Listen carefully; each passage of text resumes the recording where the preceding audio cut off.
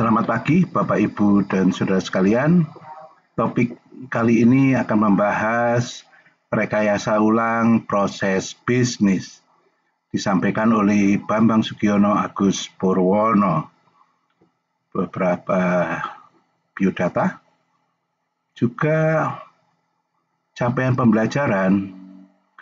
Diharapkan setelah membaca topik ini dengan seksama, Anda akan dapat menjelaskan dan mengembangkan tentang teori rekayasa ulang proses bisnis atau business process re-engineering. Yang kedua, pembahasan tentang tujuan BPR. Yang ketiga, pentingnya membahas tentang BPR, juga mengapa sih mempelajari BPR dan manfaat BPR, serta yang keenam adalah aplikasi BPR. Yang ketujuh adalah menjelaskan tentang keuntungan dan kerugian penggunaan BPR.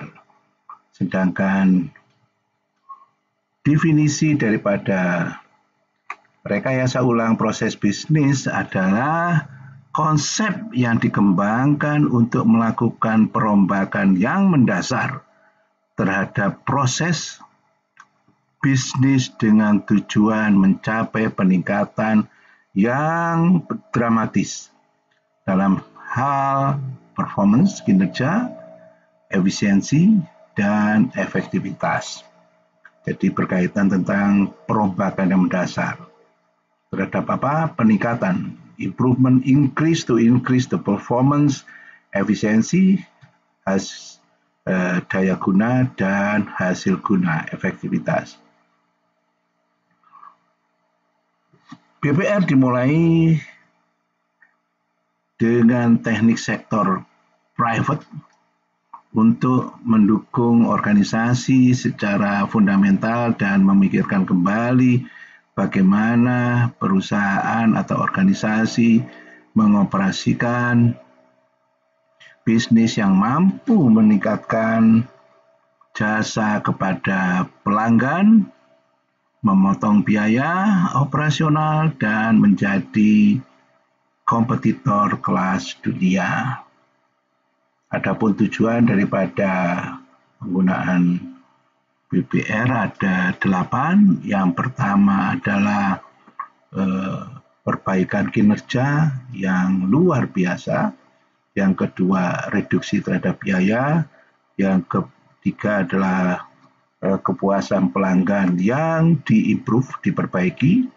Kemudian innovation, doing new thing, dan adaptabilitas. Yang berikut yang kelima adalah integrasi, keterpaduan teknologi.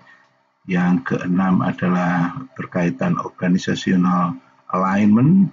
Yang ketujuh berkaitan quality and compliance. Yang kedelapan adalah berkaitan dengan sustaining long-term growth. Efisiensi yang pertama, misalkan BPR membantu untuk membuat proses menjadi streamline untuk mereduksi limbah, mengeliminir pengulangan kegiatan atau pekerjaan, dan biaya operasional, mengurangi biaya operasional. Produktivitas berkaitan dengan melakukan desain ulang terhadap aliran pekerjaan dan menyeimbangkan teknologi. BPR memperlihatkan untuk meningkatkan luaran dari proses-proses yang ada dengan mengurangi sumber daya yang ada. Yang speed berkaitan tentang yang ketiga dari dramatic performance improvement adalah speed. BPR fokus pada reduksi waktu siklus dari sistem pemrosesan. Juga untuk mendapatkan pelayanan pengiriman yang lebih singkat dan produksi daripada produk. Yang kedua berkaitan tentang reduction cost, ada dua, operational cost saving, penghematan biaya operasional. Yang kedua berkaitan dengan optimalisasi sumber daya yang ada. Yang ketiga yaitu berkaitan tentang improve customer satisfaction, yaitu berkaitan tentang dua hal, yaitu fokus pada kebutuhan pelanggan dan kualitas layanan. Sedangkan yang keempat berkaitan tentang innovation dan adaptabilitas, yaitu membahas dua hal, yaitu fostering innovation, jadi inovasi. Yang kedua berkaitan dengan adaptasi terhadap perubahan yang ada. Yang kelima yaitu teknologi integrasi perpaduan, yaitu menyeimbangkan information teknologi dan transformasi digital. Yang keenam yaitu berkaitan tentang organizational alignment, yaitu dua hal, yaitu kolaborasi antar fungsi dan restrukturisasi berkaitan agility. Yang ketujuh yaitu berkaitan tentang adalah quality and compliance, yaitu dua hal, yaitu memperbaiki proses kualitas. Yang kedua mendapatkan standarisasi berkaitan dengan compliance. Yang terakhir adalah berkaitan tentang sustaining long-term growth, pertumbuhan jangka panjang yang sustain, yaitu scalability, yaitu berkaitan tentang kapasitas produksi, dan juga berkaitan tentang perbaikan yang terus-menerus, continuous improvement.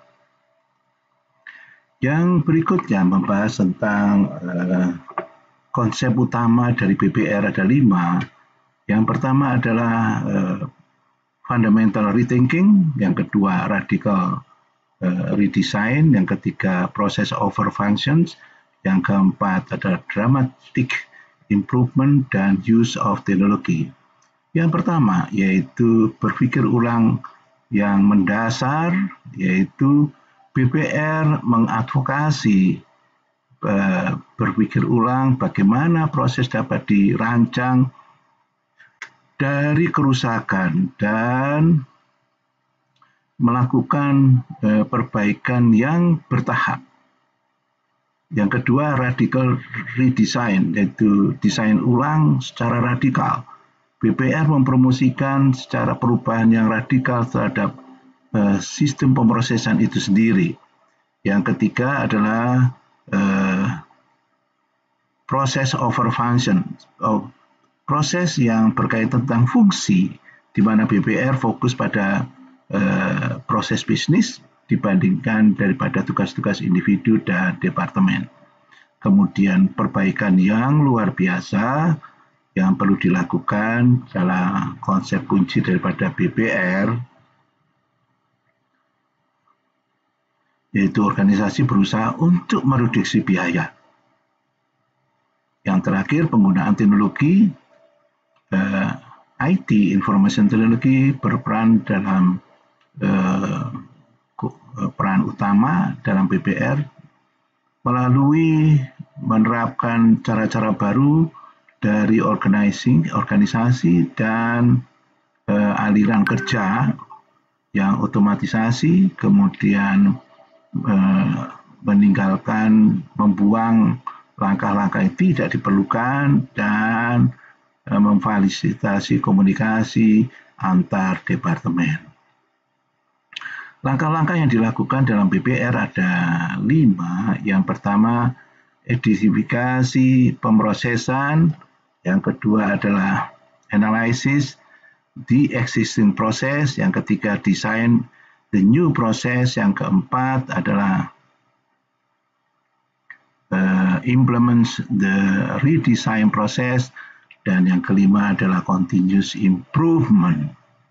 Jadi bagaimana menentukan, yang pertama identifikasi proses adalah menentukan proses yang dibutuhkan untuk dilakukan rekayasa ulang. Yang kedua, analisis terhadap proses yang sudah ada. Jadi lakukan mapping terhadap proses yang ada secara detail untuk memahami kelemahan dan ketidakefisiensian proses. Yang ketiga adalah desain new process, adalah menciptakan satu proses dari kerusakan yang ada terhadap untuk memperbaiki efisiensi, kualitas, juga kepuasan pelanggan. Yang keempat adalah implementasi terhadap desain ulang sistem pemrosesan, yaitu di bidang organisasi dapat meliputi penggunaan teknologi baru, kemudian training terhadap karyawan, dan perubahan terhadap struktur organisasi. Continuous improvement BPR diharapkan fokus pada perubahan yang luar biasa.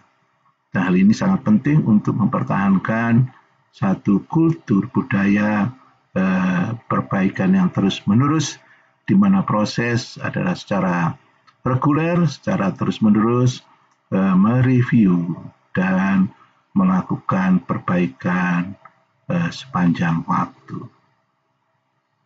Tantangan pada BPR ada 3, yaitu resistant to change, ada hambatan di bidang perubahan, kemudian biaya yang relatif tidak mahal dan risiko yang juga tidak kecil, kemudian organization disruption.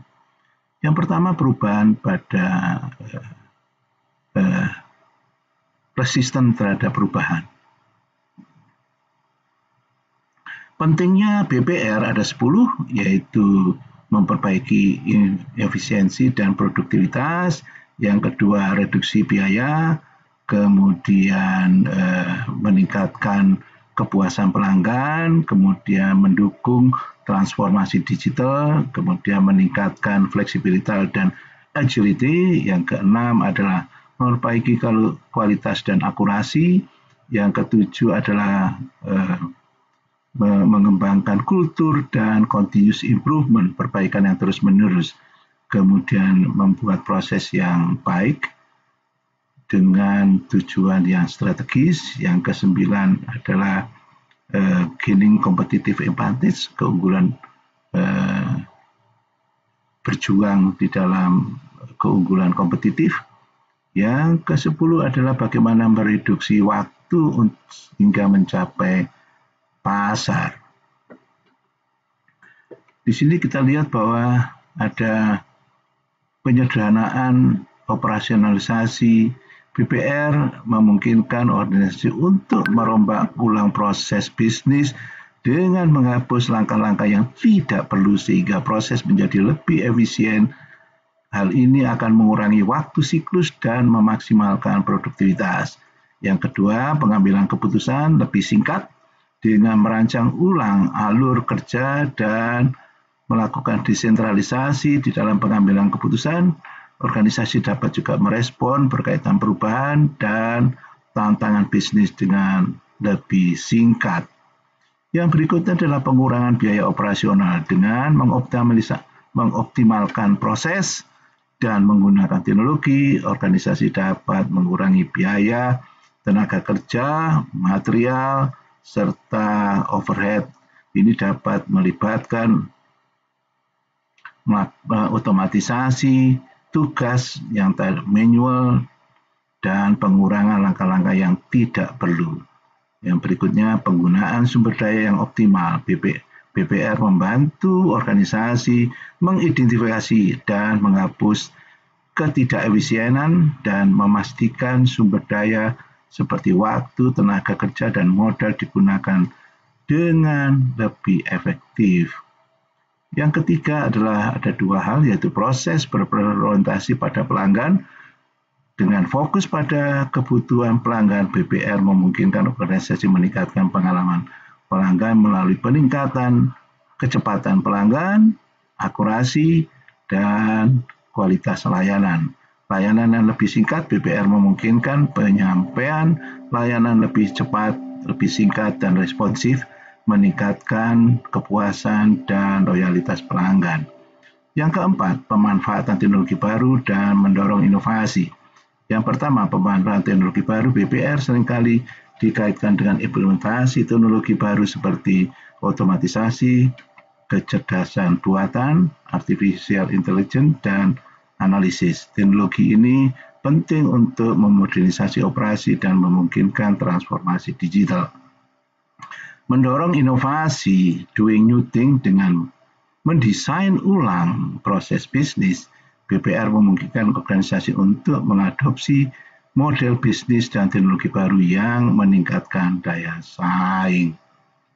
Berkaitan yang kelima, yaitu pentingnya daripada BPR adalah kemampuan beradaptasi dengan perubahan. Yang kedua, skalabilitas, yaitu proses yang dirancang ulang memungkinkan organisasi untuk tumbuh lebih cepat. Yang keenam, yaitu improve quality and accuracy.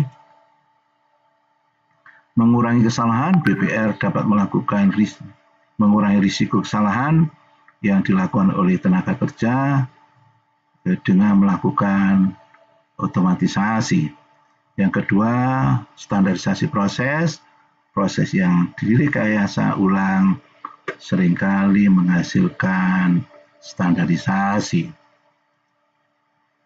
Kemudian yang ketujuh adalah encourage a culture dan continuous improvement, yaitu ada dua, memecahkan silo organisasi dan fokus pada nilai tambah.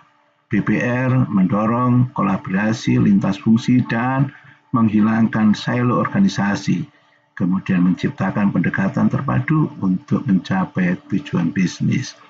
Fokus pada nilai tambah, BPR memastikan organisasi fokus pada aktivitas yang memberikan nilai nyata bagi pelanggan dan bisnis, menghilangkan aktivitas yang tidak memberikan nilai tambah. Misalkan batu kalau di sungai tidak ada harganya, tetapi begitu batu dipindahkan di pinggir sungai maka menjadi berharga. Mungkin satu truk bisa seharga 4 juta rupiah, tetapi begitu diubah, diproses dengan menjadi batu cor, stenslah, maka satu truk bisa harganya di atas 10 juta sampai 20 juta satu truk. Tetapi begitu diproses menjadi kusen pintu atau jendela untuk outdoor, maka harganya mungkin sudah di atas 20 juta untuk bahan mentah yang sama. Tetapi begitu bangunan jadi bangunan rumah yang bertingkat, maka juga harga batu yang tadinya tidak ada harganya menjadi lebih mahal lagi. Yang kedelapan berkaitan tentang aligns process with strategic goal. Proses yang berorientasi pada tujuan, BPR menyelaraskan proses bisnis dengan tujuan strategi organisasi, memastikan semua aktivitas berkontribusi pada keberhasilan organisasi secara keseluruhan. Kemudian juga pemantauan kinerja yang lebih baik dengan merancang ulang proses perusahaan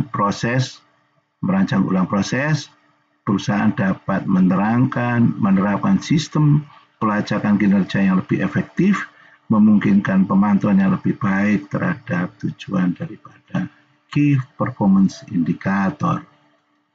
Yang kesembilan adalah gaining competitive advantage.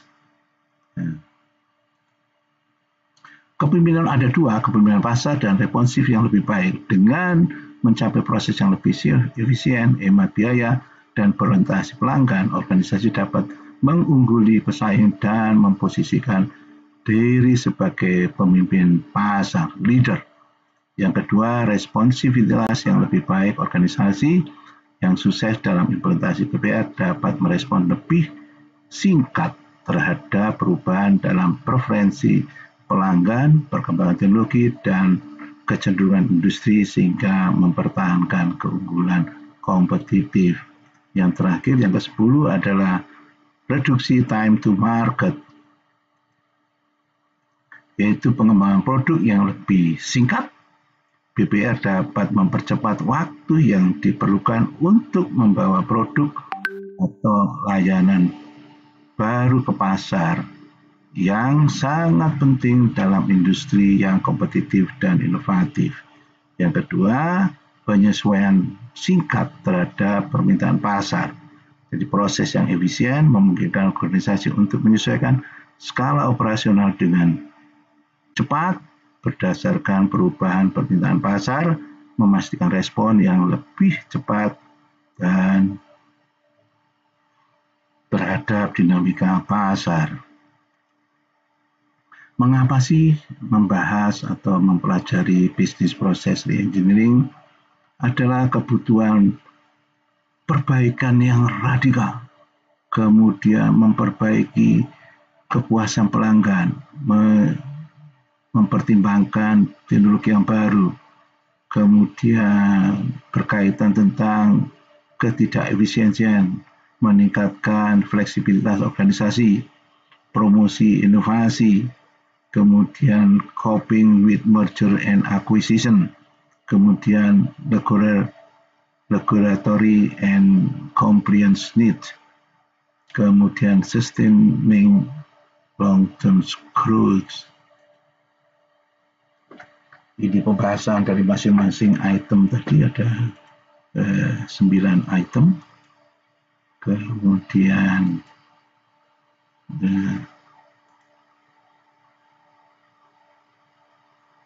berkaitan item yang pertama ada 2, yaitu tekanan kompetitif. Yang kedua, reduksi terhadap biaya. Berkaitan yang kedua adalah fokus pada kebutuhan customer dan meningkatkan pengiriman layanan, service delivery. Yang ketiga, ada 2 hal yang perlu diperhatikan. Yang ketiga adalah leveraging new technology, yaitu adaptasi terhadap peningkatan teknologi. Yang kedua, integrasi daripada sistem. Yang keempat adalah addressing inefisiensi, ada 2, yaitu mengeliminasi proses yang berulang-ulang. Yang kedua adalah mereduksi waktu siklus. Yang kelima adalah membahas tentang enhancing organizational flexibility. Ada 2 yang perlu dibahas, adalah adaptasi terhadap perubahan pasar. Yang kedua adalah restrukturisasi organisasi. Sedangkan yang keenam adalah promosi inovasi. Ada 2 hal yang berkaitan promosi inovasi, yaitu encouraging fresh perspective dan supporting business transformation. Yang ketujuh adalah coping with merger and acquisition. Ada 2 hal yang perlu diperhatikan, adalah streamlining operasional after merger. Yang kedua, aligning cultures and operation. Yang ke-8 adalah regulatory and compliance needs. Ada 2 hal, yaitu improving compliance dan enhancing transparency and accountability. Yang ke-9 adalah sustaining long-term growth, yaitu ada 2, scaling operasional efficiently dan mendapatkan continuous improvement. Yang berikut yang perlu kita bahas adalah manfaat daripada bisnis proses reengineering. Ada 10 yang yaitu meningkatkan efisiensi, reduksi biaya, meningkatkan kualitas dan layanan daripada produk, dan meningkatkan kualitas dari produk dan layanan. Kemudian adalah layanan pelanggan yang lebih baik. yang kelima adalah meningkatkan fleksibilitas, yang keenam adalah meningkatkan kolaborasi dan komunikasi, yang ketujuh adalah pengambilan keputusan yang lebih singkat, yang kedelapan adalah memanfaatkan teknologi, kemudian yang kesembilan adalah keunggulan kompetitif, dan yang kesepuluh adalah pemberdayaan karyawan dan kepuasan karyawan. Jadi ini manfaat dari BPR ada 10.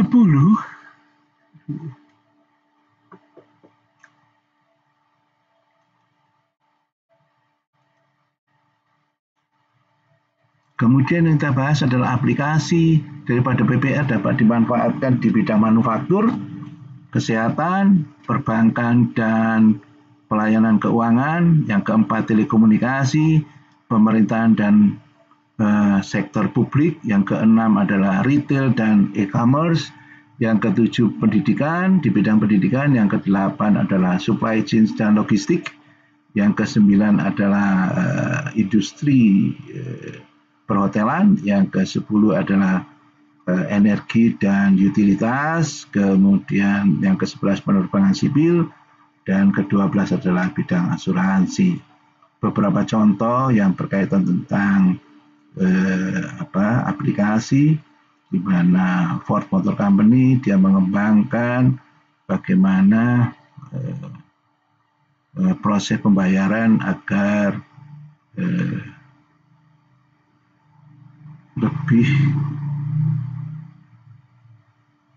lebih berkurang melalui reduksi terhadap angkatan kerja. Jadi Ford Motor Company. Yang kedua, satu rumah sakit, klinik yang melakukan redesign aliran kerja dan integrasi dengan memanfaatkan electronic health record. Di hasilnya adalah memperbaiki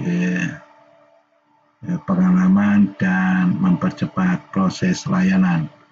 Koordinasi juga lebih baik, juga reduksi terhadap kesalahan-kesalahan yang terjadi. Yang ketiga, contoh yang berikutnya adalah di bidang Citibank. Citibank juga memperbaiki di bidang paperwork intensif dan juga re-engineering bidang aliran kerja sehingga dapat memperbaiki proses, juga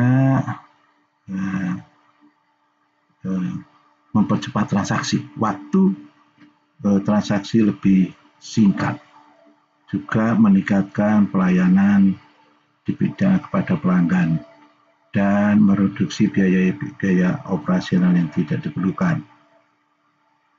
AT&T juga memanfaatkan konsolidasi kepada layanan pelanggan, juga mengimplementasikan sistem informasi teknologi yang baru. Yang berikutnya adalah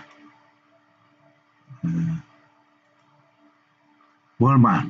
Jadi Walmart ini juga chain rantai supermarket yang memperbaiki stok, juga mereduksi biaya penyimpanan, juga meningkatkan customer satisfaction, kepuasan pelanggan, dan juga lebih efisien, juga melakukan operasi secara online. Kemudian University of California di Berkeley dia juga melakukan perbaikan di bidang pelayanan kepada mahasiswa, juga pendaftaran ulang, juga bagaimana memperbaiki di bidang pelayanan di bidang keuangan dan sistem pemrosesan. Amazon.com ini juga yang berkaitan penjualan online buku juga berdampak pada melakukan otomatisasi dan robotics. Kemudian juga JW Marriott, yaitu perhotelan, juga dia memperbaiki di bidang reservasi dan sistem manajemen untuk pelanggan, untuk memperbaiki sistem pelayanan di jejaring global. Yang berikutnya adalah berkaitan British Petroleum. Ini perusahaan yang bergerak di bidang energi, juga melakukan improve di bidang safety, reduksi kepada waktu kerusakan, kemudian juga optimalisasi terhadap alokasi sumber daya yang dimiliki. Kemudian keuntungan dan kerugian daripada penggunaan BPR. Keuntungan adalah reduksi terhadap biaya secara signifikan, meningkatkan efisiensi dan produktivitas, kepuasan pelanggan yang lebih baik, meningkatkan fleksibilitas dan adaptabilitas, kemudian pemanfaatkan teknologi yang baru, kemudian kolaborasi antar fungsional. Sedangkan kerugiannya adalah risiko yang sangat tinggi terhadap kegagalan, kemudian juga biaya yang lebih tidak murah, kemudian juga berdampak kepada kehilangan pekerjaan dan impact dampak kepada moral karyawan, kemudian kerumitan di bidang implementasi, kemudian juga ketergantungan kepada teknologi.